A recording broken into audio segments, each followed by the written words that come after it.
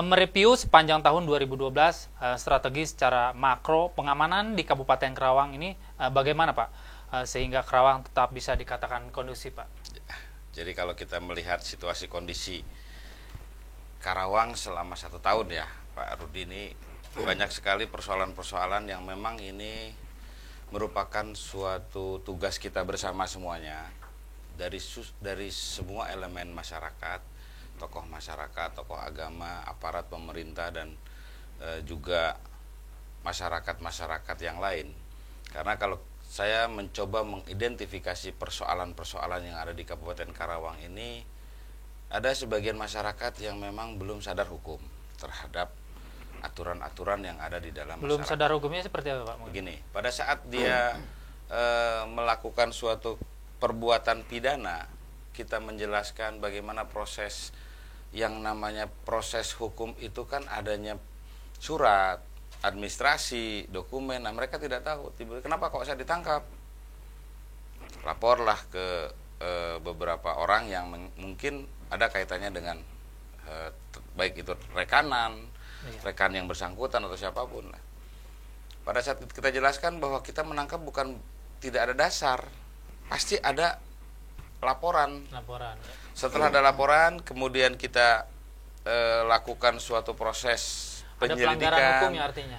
Kemudian kita lakukan suatu proses pengumpulan alat bukti. Yang mereka tidak sadar adalah bahwa upaya yang dilakukan melanggar aturan. Nah, kemudian di Kabupaten Karawang ini termasuk suatu kondisi, saya mungkin menjelaskan secara umum dulu, kayak model angka pengangguran. Ini pun upaya ini angka sudah. Pengangguran ada pengaruhnya dari kepolisian sendiri Pak? Apa ya pengaruhnya apa? Ada. Jadi kalau misalkan banyak pengangguran di kalangan masyarakat, nanti akan menimbulkan suatu gangguan Kamtibmas. Bagaimana? Kriminal tinggi atau gimana? Kriminal pasti naik. Nah, pengaruhnya pasti ada. Pasti ada pengaruhnya. Jadi itu juga merupakan suatu perhatian buat kita kepolisian di dalam mengantisipasi situasi Kamtibmas yang ada di Kabupaten Karawang. Kemudian salah satu yang lainnya adalah jalur perlintasan. Jalur perlintasan ini baik itu jalur jalan arteri, kemudian tol, belum ada nanti kereta api. Itu merupakan suatu persoalan yang harus kita antisipasi, jangan sampai menimbulkan suatu gangguan kriminal, karena itu sangat rentan sekali perubahan situasi gitu. Peredaran narkoba juga di Kabupaten Karawang ini cukup tinggi, walaupun misalkan tidak sampai seperti kualitas daerah-daerah yang lain. Kalau di Karawang ini kan rata-rata hanya yang diamankan, ditangkap ini ganja. Kalaupun ada sabu, ekstasi, itu biasanya mereka belinya di tempat lain, kemudian jualnya di Karawang. Setelah jual mereka hit and run gitu. Jadi tidak ada yang memang melakukan kegiatan di Karawang gitu. Kenapa?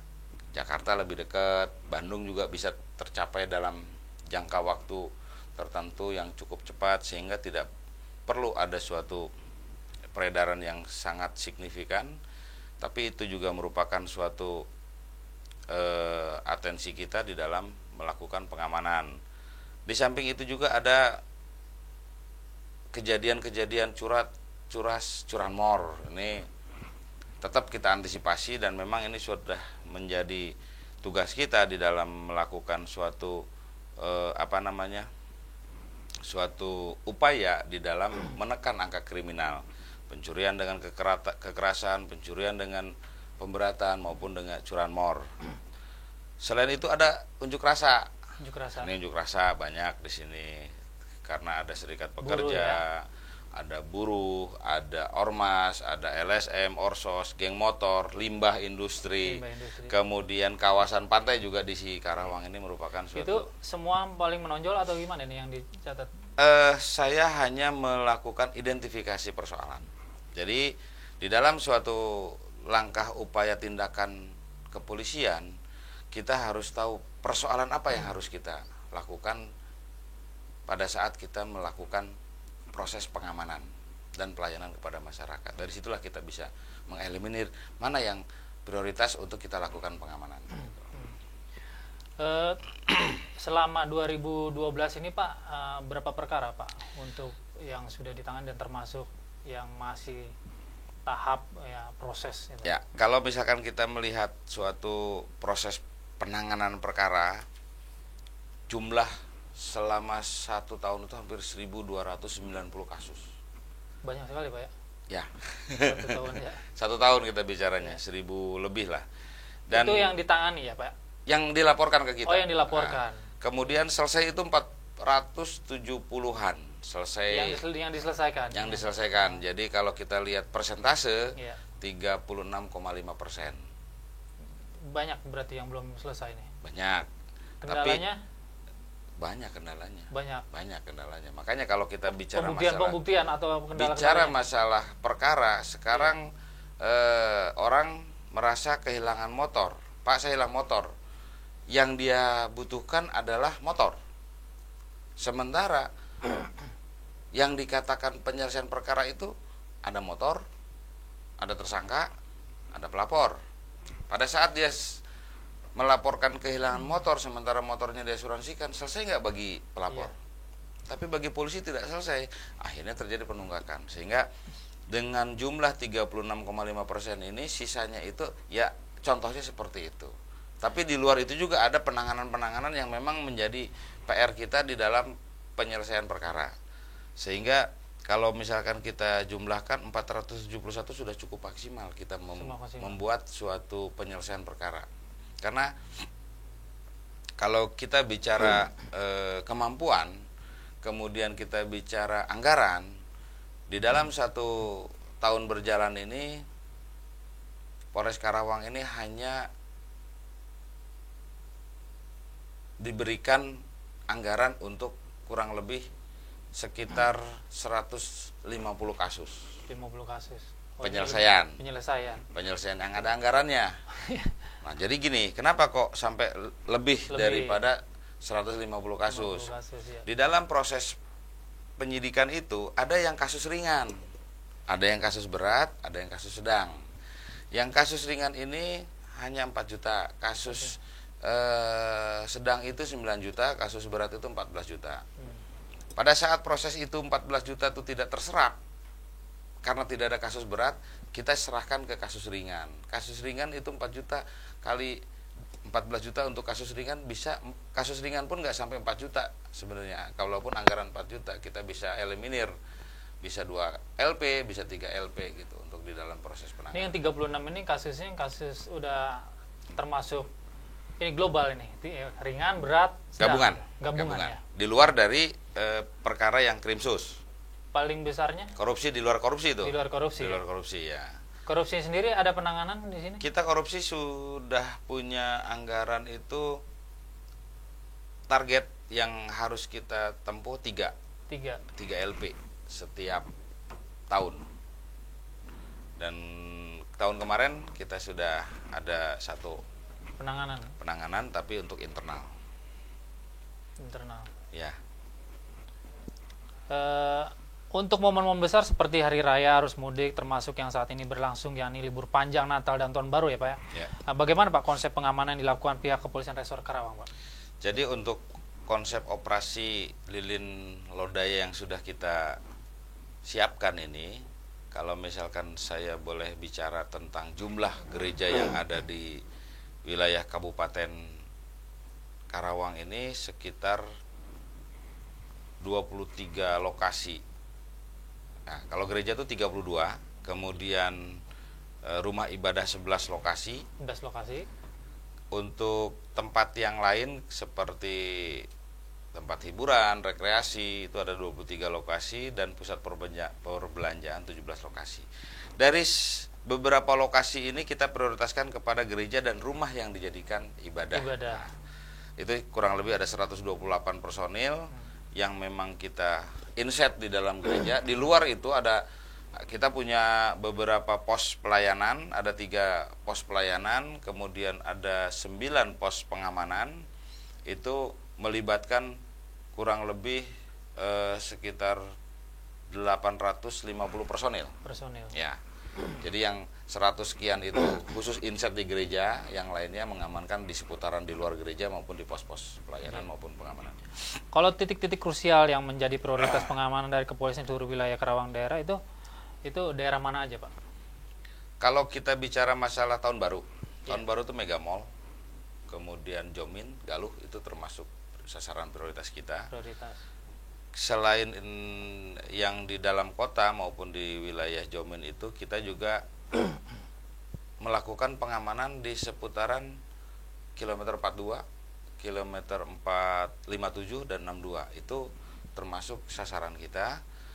Dan ada beberapa sasaran lain seperti Tanjung Pura, Alun-Alun, Johar, Bendei, Dauan. Nah, itu Mutiara termasuk, dan Pasar Cikampek. Itu termasuk tempat yang memang harus kita waspadai di dalam kegiatan operasi lilin. Nah, kita ingin ini, Pak, kembali kepada pada beberapa waktu lalu nih kan kita disibukkan tentang pilkada secara serentak nih, Pak. Oh ya. Cukup banyak wilayah yang bergejolak akibat ketidakpuasan hasil akhir pilkadas. Bahkan cenderung dilampiaskan secara anarkis. Nah, bagaimana, Pak, tanggapan dari persoalan ini, dan apakah harus dievaluasi tentang soal pelaksanaan pilkada tersebut, Pak? Evaluasi bagaimana maksudnya? Barangkali tentang pengamanannya atau penanganan sistem sebelum dulu kan pernah ada ada pelatihan mungkin itu salah satunya barangkali untuk penanganan itu. Jadi kalau kita melihat menganalisa dan mengevaluasi kegiatan Pilkades kemarin dari sisi pengamanan dulu, saya lihat dari sisi pengamanan cukup, hanya mungkin butuh waktu pada saat pasca pemilihan. Itu terjadi suatu peningkatan eskalasi situasi pada saat setelah pemilihan, karena ada beberapa daerah tempat yang memang tidak setuju dengan yang hasil dari pilkades tersebut. Nah, itu kita membutuhkan suatu waktu sampai 10 hari kita melakukan penggalangan, kemudian melakukan upaya-upaya pemahaman, sosialisasi kepada mereka. Nah, itu dari sisi pengamanan.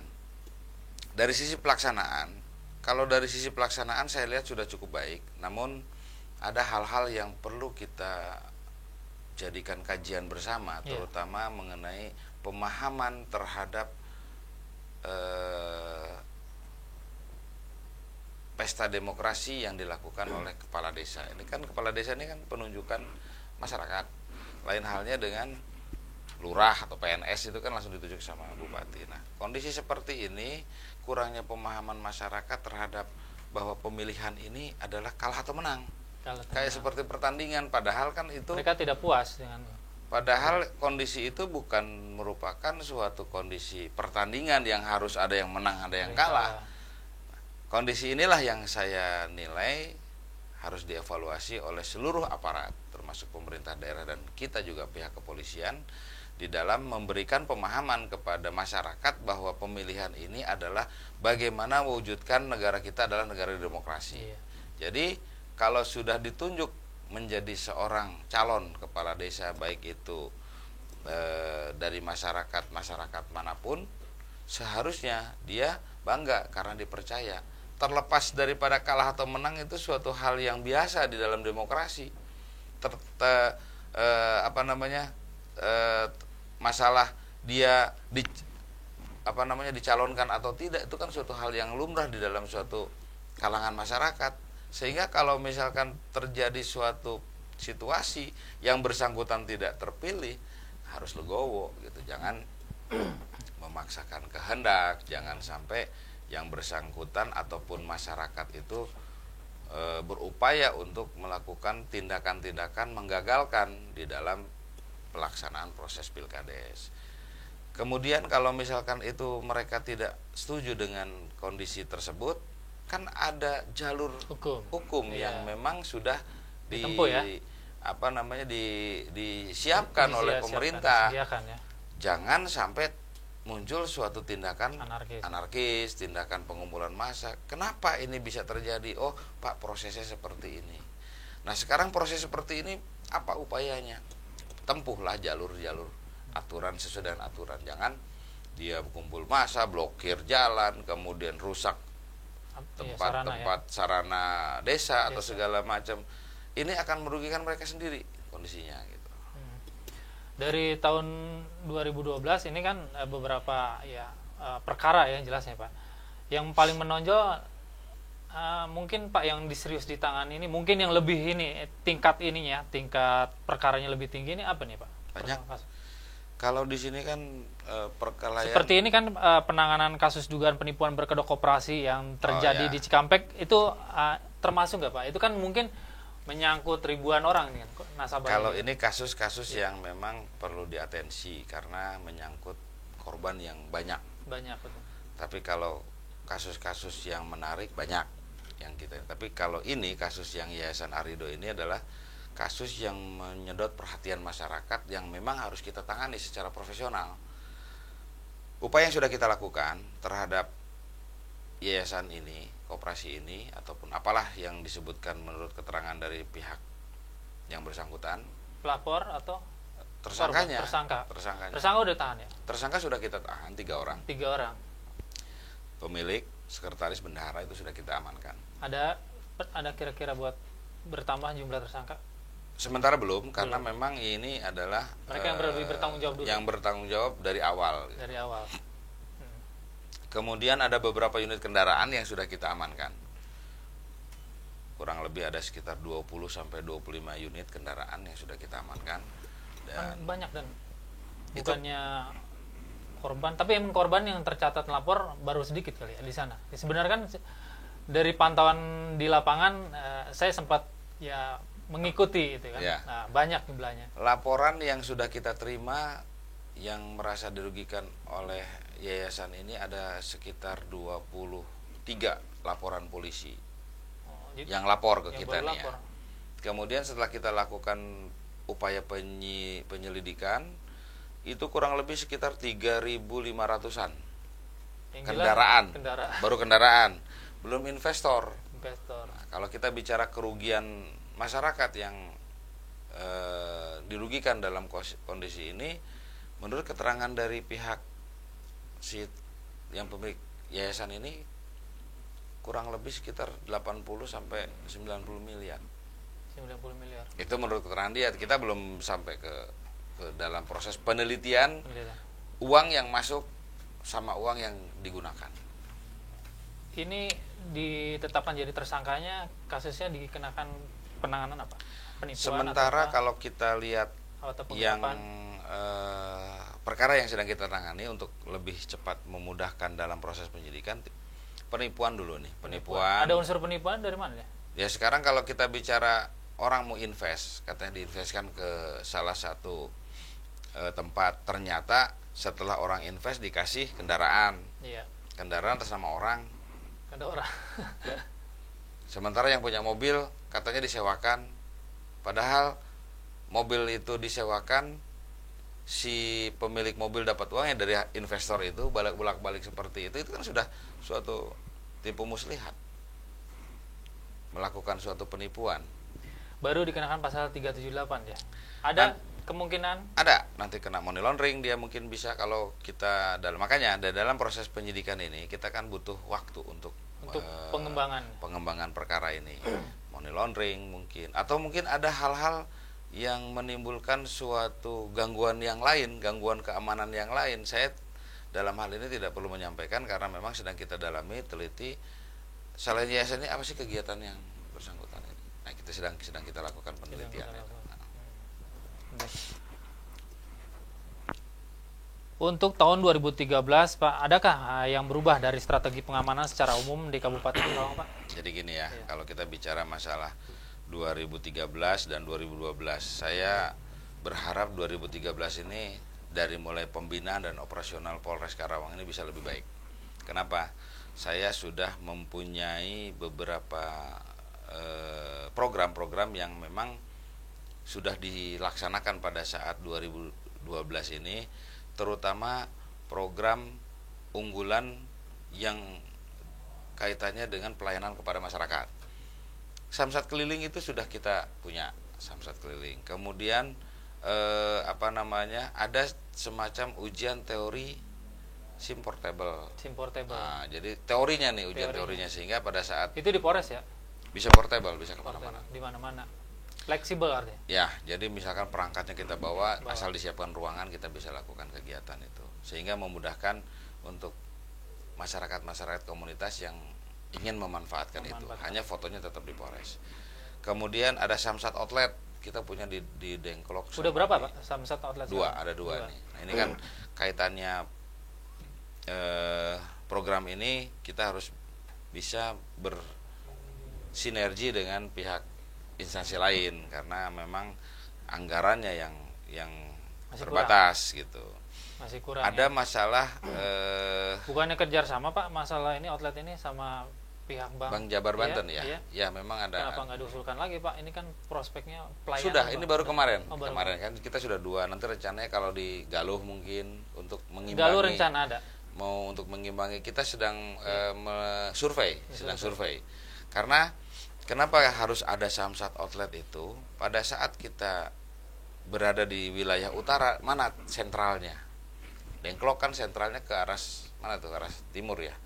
Arah timur Dengklok. Kemudian di mana? Di Jomin. Dengklok sama Cikampek wilayah utara. Iya. Dari Jatisari, kemudian Cilamaya semua bisa masuk ke situ. Dengklok wilayah timur, nanti masuk ke Dengklok semua. Sehingga bisa mengakomodir masyarakat yang ada di wilayah situ. Kemudian juga ada Sispitipmas, itu suatu terobosan dari Binmas. Apa itu Pak?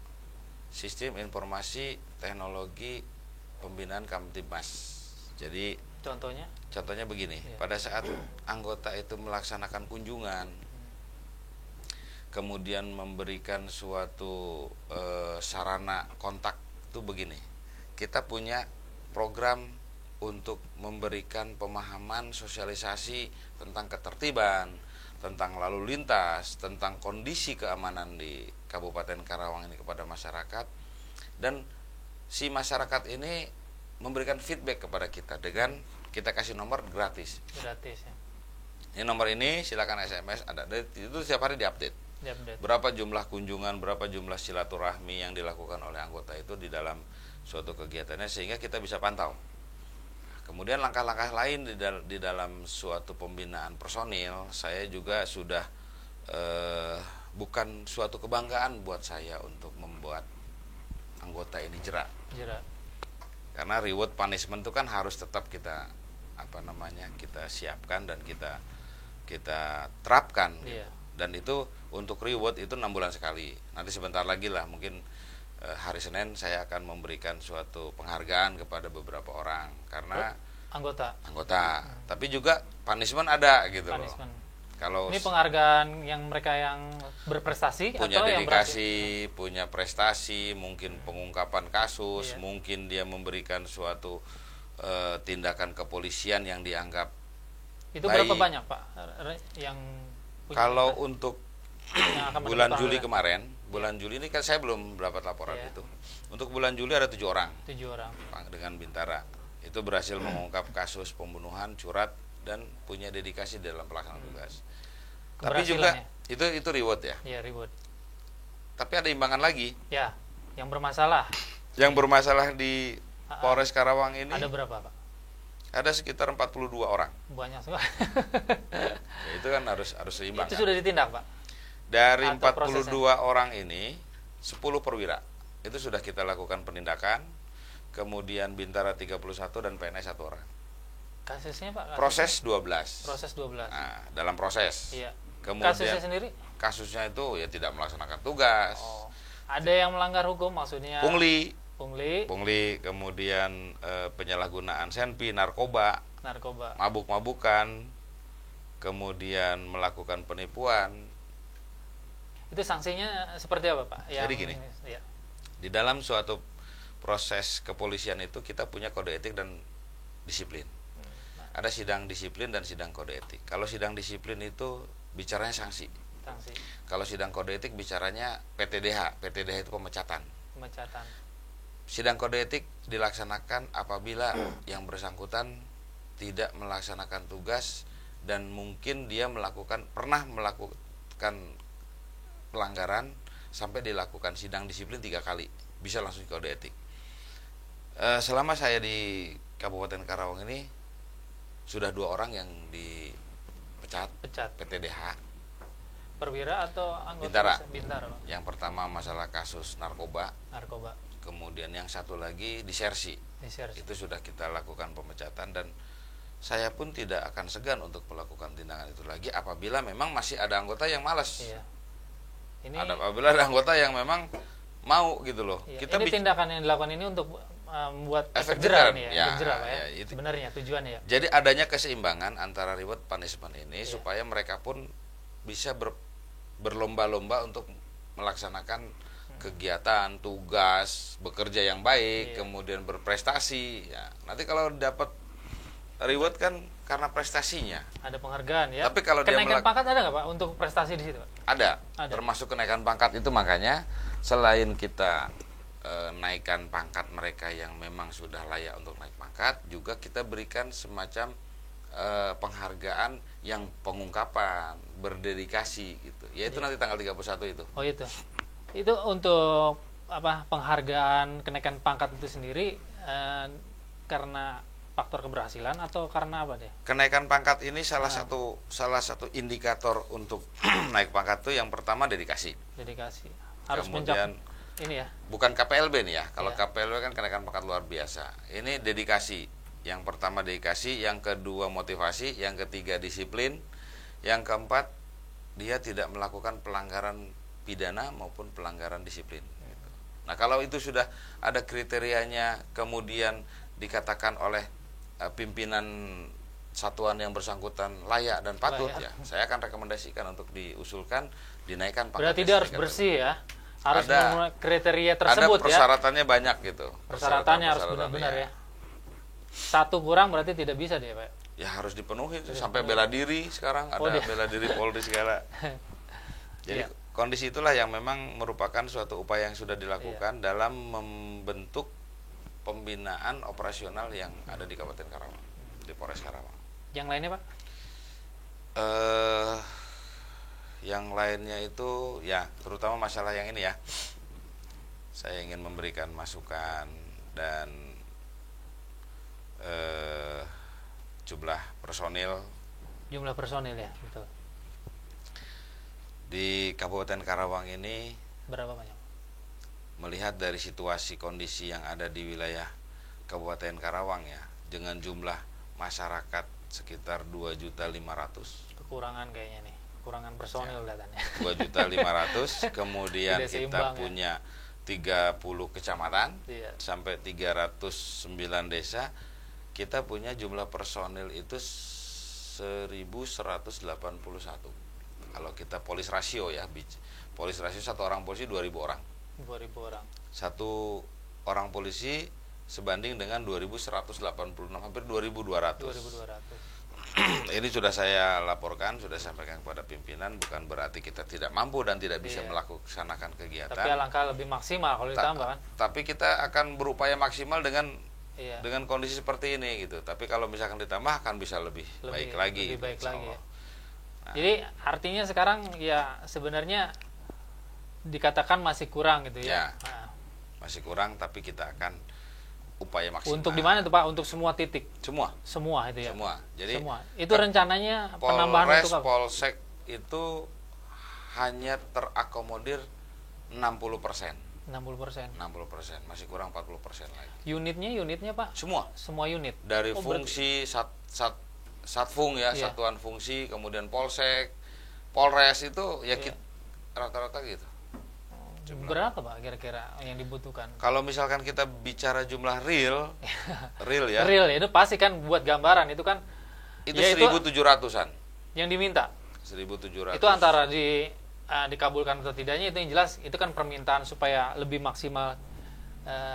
Jadi gini, di dalam suatu tipologi Polres itu ada rekapitulasi jumlah personil. Iya. Jumlahnya kita 1.700, yang ada cuma 1.100. Jadi kondisi itulah yang belum kita bicara produktif dan non produktif, belum bicara yang sakit. Belum bicara yang sakit ya. Itu kan suatu hal yang harus saya akomodir bagaimana saya memberdayakan potensi-potensi anggota di dalam melaksanakan tugas gitu. Kalau kita bicara sarana prasarana yang ada di Polres ini sangat banyak dan cukup banyak untuk kita bisa manfaatkan. Tinggal bagaimana memanfaatkan situasi ini agar bisa kita memberikan suatu kenyamanan kepada masyarakat, ketertiban. Oleh karena itu saya selalu berpedoman di dalam pelaksanaan tugas itu, kita lebih baik dahulukan preemptif preventif daripada penegakan hukum. Jadi gini, di dalam kita konsep preemptif preventif itu ada namanya restoratif justice termasuk itu preemptif, kemudian preventif itu pencegahan. Banyak sekali hal-hal yang dapat kita ambil apabila kita paham. Itu sudah dilakukan, Pak ya? Sudah. Kalau misalkan saya tidak lakukan. Berapa persen, Pak, yang berhasil melakukan itu, Pak? Hampir 80%. 80%. Tapi minimal tetap ada yang gagal ya. Artinya di situ mungkin faktor karena memang bukan lokasi, faktor situasi atau faktor apa tuh, Pak? Biasanya yang kegagalan itu. Ya, keterbatasan anggota. Kemudian geografis, pergeseran pasukan. Kemudian masalah pemahaman terhadap kondisi yang ada di tempat konflik. Yang menjadi prioritas kan sekarang gini, seperti yang disampaikan oleh Pak Presiden kemarin ya, ada 3 yang perlu diantisipasi oleh seluruh aparat, bukan polisi saja. Seluruh aparat. Ya, ada yang namanya konflik lahan, kemudian ada yang namanya buruh, kemudian ada yang namanya itu ya lahan, buruh, sebentar. Tadi sudah saya siapkan sebenarnya. Nah, ini potensi kerawanan yang memang harus kita antisipasi oleh semuanya. Yang pertama masalah buruh. Kan karyawan sangat banyak. Iya. Di sini karyawan hampir 400 ribuan. Jadi kalau misalkan polisi 1.200, karyawan 400 ribuan gitu. Nanti Insya Allah mudah-mudahan ya, bisa. Penanganan ini sangat serius ini kan, buruh kadang-kadang kan. Makanya saya lebih senang kita turun ke lapangan untuk bisa berdialog, musyawarah kepada mereka. Apa sih yang diinginkan, apa yang diharapkan, apa yang itu salah satu dibutuhkan. Pencegahan semua masing. Itu yang namanya, yang saya sampaikan tadi, preemptif dan preventif itu. Jadi kalau misalkan kita tidak kenal maka tak sayang. Apa kendalanya? Kira-kira apa yang bisa kita fasilitasikan. Kemudian masalah sengketa lahan di sini kan banyak. Nah, sengketa lahan. Yang sekarang kalau nggak salah ini PT SAM, Pak, yang sangat masih belum selesai nih persoalannya. Kalau masalah sengketa lahan kan semua pihak harus bisa introspeksi.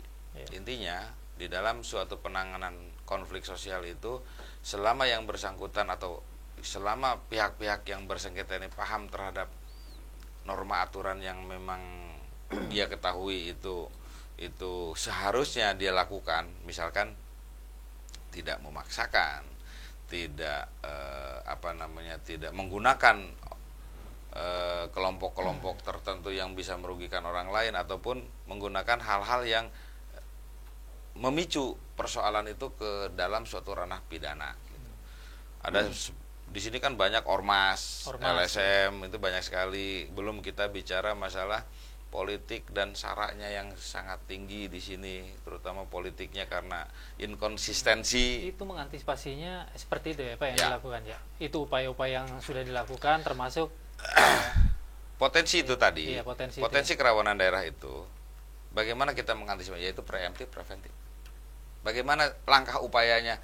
Melakukan sosialisasi, sambang, tatap muka, silaturahmi dengan seluruh elemen tokoh masyarakat, patron-patron yang ada di situ, dan memberikan pemahaman kepada mereka, jangan sampai mereka terjerat masalah hukum sehingga menimbulkan kerugian buat mereka sendiri. Dan itu intens terus kita lakukan ya. Dari Binmasnya turun ke lapangan, Intelnya turun penggalangan, Samaptanya turun patroli segala macam, sayanya juga turun ke patron-patronnya gitu, supaya saya mudah di dalam mengendalikan, baik itu mengendalikan masyarakat itu sendiri untuk tidak melakukan hal-hal yang merugikan maupun mengendalikan anggota sendiri di dalam pelaksanaan di lapangan. Iya. Baik, untuk pertanyaan terakhir nih Pak ya. Mungkin kan ini beberapa persoalan perkara yang ditangani ya pihak kepolisian, termasuk kasus-kasus yang sudah ditangani juga. Terus ini kan masyarakat juga kan tentunya banyak juga yang ingin mengadu. Contohnya kan jika ada keluhan dari masyarakat nih, bagaimana sih prosedurnya dan harus bagaimana mereka harus melaporkan untuk pada saat masyarakat itu menerima atau mendapat suatu permasalahan, ya pertama-tama harus lapor polisi, jangan mengambil langkah sendiri karena akan merugikan ataupun akan mendapatkan dampak yang lain. Silahkan masyarakat melakukan laporan kepada kita dan polisi siap untuk melakukan pelayanan yang terbaik kepada masyarakat. Kemudian apabila tidak puas, silahkan juga kami menyiapkan pengaduan karena kita sudah menyiapkan nomor pengaduan ada Pak? Ada nomor pengaduan, nanti silahkan dicek ke Polres karena itu kan banyak sekali nomor pengaduan. Kemudian pada saat laporan itu, setelah laporan diterima oleh Serse, kemudian dilakukan pemeriksaan, nanti akan diberikan nomor khusus, kemudian akan diberikan alamat email, alamat website, supaya pada saat dia menerima suatu membuat laporan, dia bisa tahu progresnya dari internet, kemudian bisa telepon langsung kepada penyidik yang bersangkutan apabila tidak puas. Karena kalau misalkan pengaduan yang sekarang ini sudah kita lakukan, ya tadi tuh yang masalah Sispitimas itu, masyarakat silakan melakukan pengaduan. Nah, dalam perjalanan kegiatan sehari-hari kita juga punya beberapa bantuan potensi masyarakat, baik orari maupun yang lainnya. Mereka sering membantu kita di dalam pelaksanaan tugas apabila ada hal-hal yang memang butuh kehadiran polisi. Ini sudah maksimal dan kita akan tingkatkan karena ini sangat membantu kita di dalam pelaksanaan tugas. Ya, baik, terima kasih Pak ya atas kehadirannya.